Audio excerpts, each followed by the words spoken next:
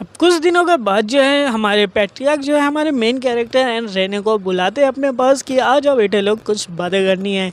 And जब हमारे patriarch के पास जाते हैं तो इसी के साथ हमारे पैट्रियार्क कहेंगे तो अब टाइम आ चुका है तुम लोग का सैदान के अंदर इंटर होने का, यानी कि कॉलेज जाने का टाइम आ चुका है।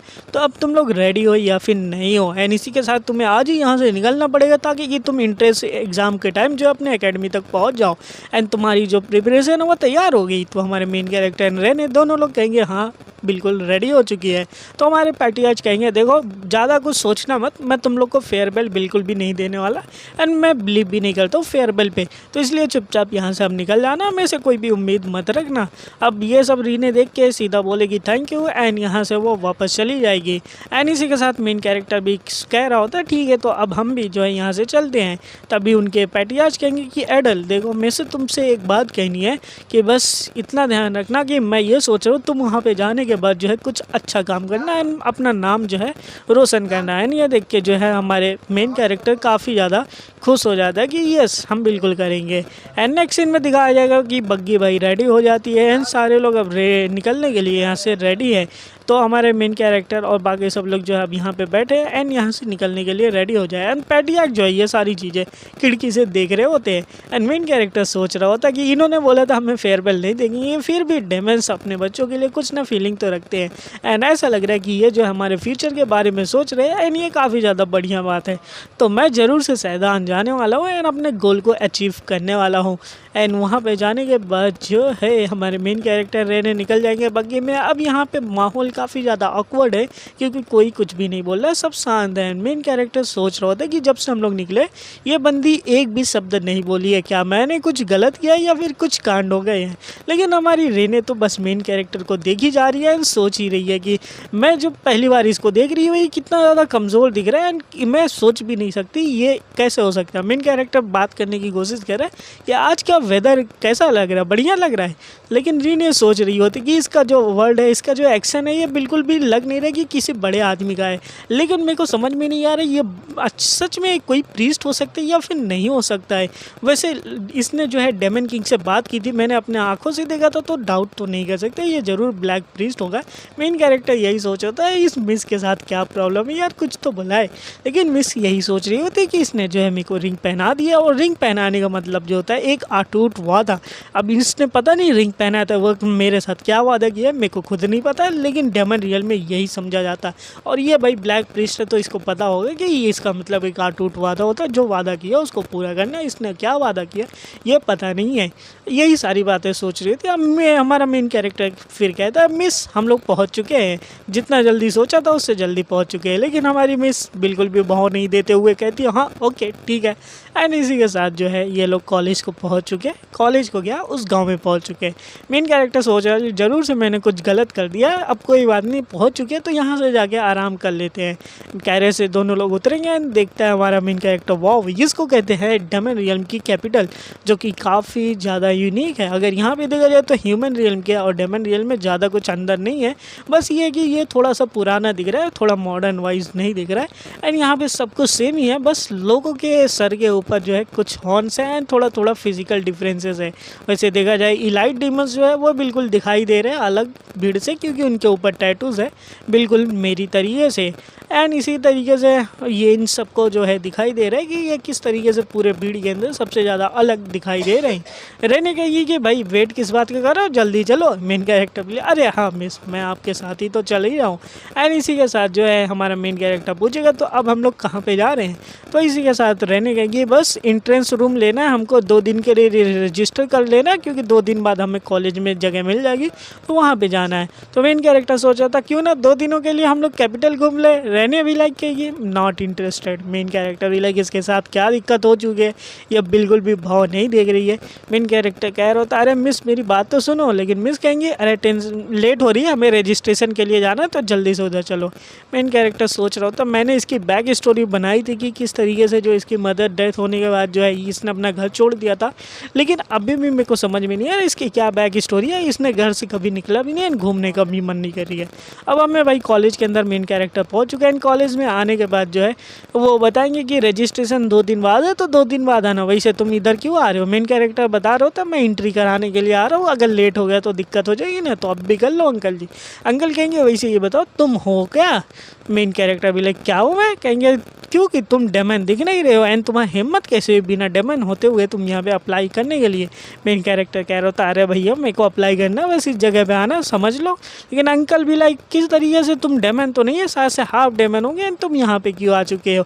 मेन कैरेक्टर ये देख के कह रहा होता है ये भाई इसको देख के जो है मेरे को लग रहा है मेरा जो फ्यूचर है काफ़ी ज़्यादा डिप्रेस होने वाला है। लेकिन यहीं पे ये बंदा रुकने वाला नहीं, बोल रहा था तुम्हारे जैसे चूहों की वजह से ना हम लोग इंसानों से हर बार हार जाते हैं, तुम जैसे डेमन की वजह से ना हमें धोखा मिलता है। लेकिन तभी यहाँ पे रहने की एंट्री हो जाती है सीन के अंदर एंड ये देख के बंदा बोला था ओ लेडी तुम हॉर्न के साथ तुम्हारा यहाँ क्या काम है एंड अपनी आइडेंटिटी बता सकते हो? तुम्हें ऐसा लग रहा है कि तुम 7 डेडली फैमिली में से आती हो।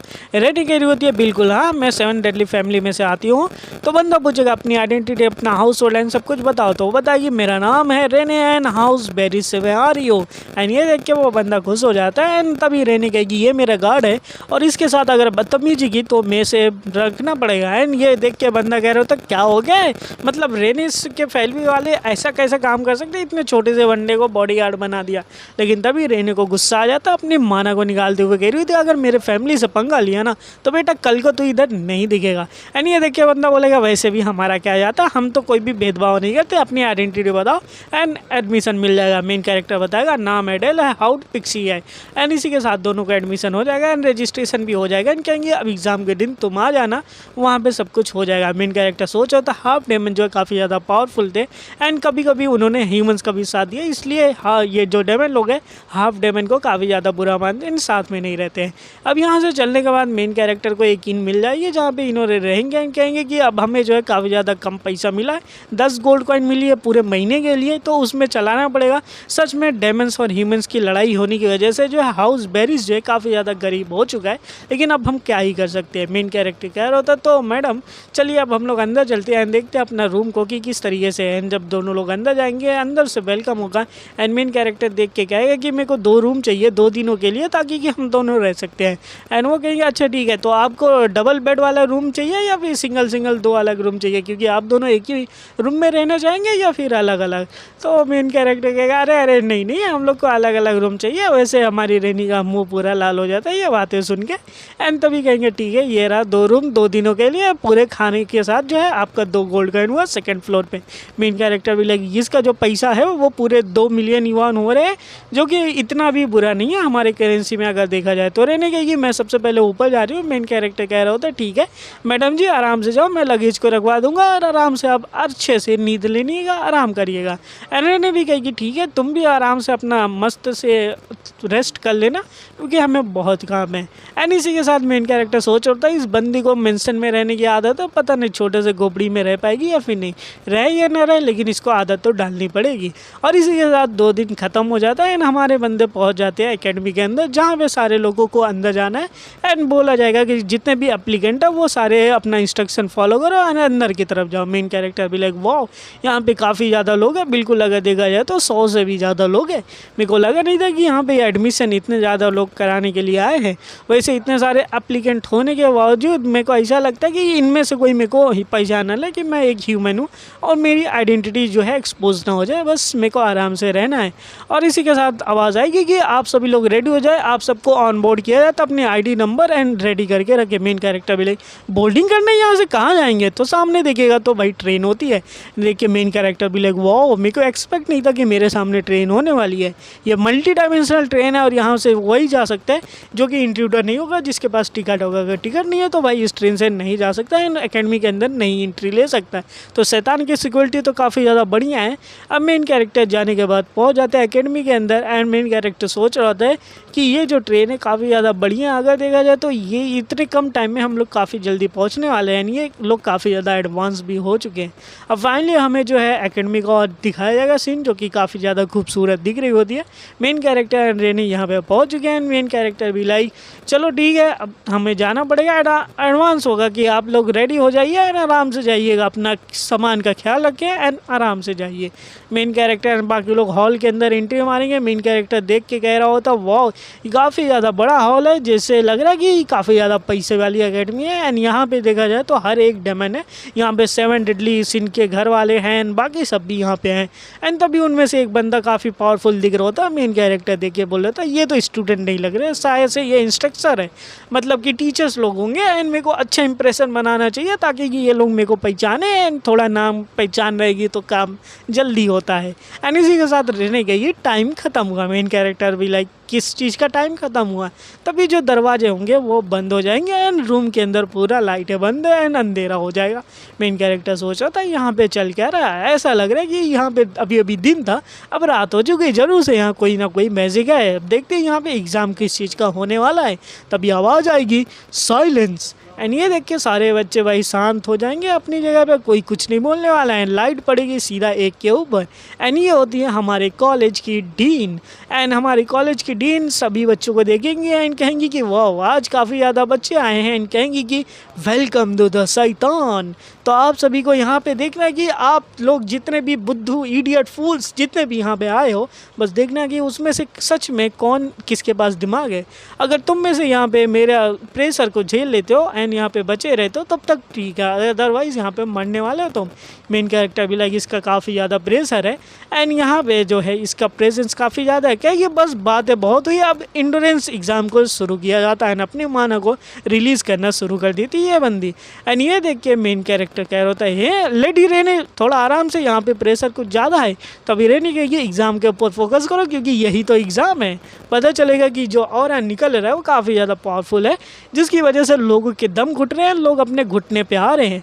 एंड सभी लोग को सभी बच्चे देख के हैरान होते हैं। एंड यहाँ पे एक टीचर बोल रही थी वाह हेडमास्टर का जो टेस्ट वो काफ़ी ज़्यादा अलग है, वो ऐसे बच्चों का टेस्ट लेती है।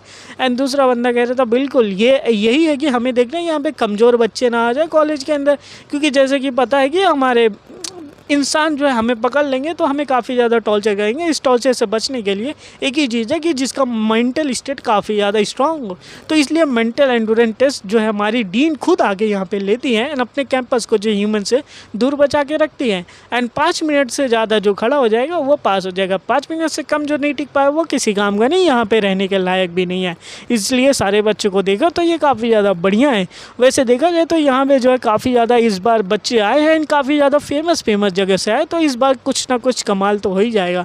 एंड ये देख के दूसरा टीचर भी कह रहा होता हाँ काफ़ी ज़्यादा रिलीफ की बात है कि हमारे इस बार जो है कुछ अच्छे बच्चे मिलेंगे, क्योंकि 7 डेडली सिंस वाले भी यहाँ पे हैं एंड मेंशन नहीं किया जा सकता कि यहाँ पे जो है इतने लोग हैं। एंड सभी लोग ध्यान देंगे तभी टीचर कहेंगे 1 मिनट यहाँ पे एक बच्चा और खड़ा है, 7 डेडली सिन में से एक 8वां बच्चा भी है जो कि अभी तक यहाँ पे खड़ा है, 7 डेडली सिन में से नहीं दिख रहा है। एंड दूसरी इंस्ट्रक्टर कहेगी और क्या ये पूरे 10 मिनट से खड़ा हो चुका है, ये काफ़ी ज़्यादा इंसेन है। एंड इतना ज़्यादा लंबे टाइम तक कोई किसी को खड़ा होना एंड टिके रहना मैदान के अंदर काफ़ी ज़्यादा मुश्किल है। लेकिन तभी हमारे टीचर को कुछ अलग फील होगा, कहेंगे 1 मिनट यहाँ पे कुछ चीज़ें जो है मेरे को सही नहीं हो रही है, मेरे को कुछ गलत लग रहा है। एंड तभी हमारे मेन कैरेक्टर के अंदर से काफ़ी ज़्यादा किलिंग इंटेंट निकलने लगता है, इसकी वजह से हमारे जो टीचर होते हैं वो काफ़ी ज़्यादा डर जाते हैं एंड कह रहे होते ये बंदा कुछ ज़्यादा ही पावर निकाला। इवन डीन भी देख के शौक होते कि इसके अंदर से उल्टा पावर निकलने लगी है। एंड मेन कैरेक्टर पूरा रेड ऑरा के अंदर किलिंग इंटेंट बाहर निकालता हुआ उस ऑरा के बीच में खड़ा है एंड टीचर देख के कहेंगे अब मेरे को इसको मारना पड़ेगा। एंड आज के एपिसोड यही खत्म होता है। वीडियो पसंद आए तो वीडियो को लाइक करना, चैनल पे नए सब्सक्राइब करना एंड 10 कमेंट कर ही दो यार। मिलेंगे नए वीडियो में, तब तक के लिए बी होने का एंड प्रिपेयर योरसेल्फ।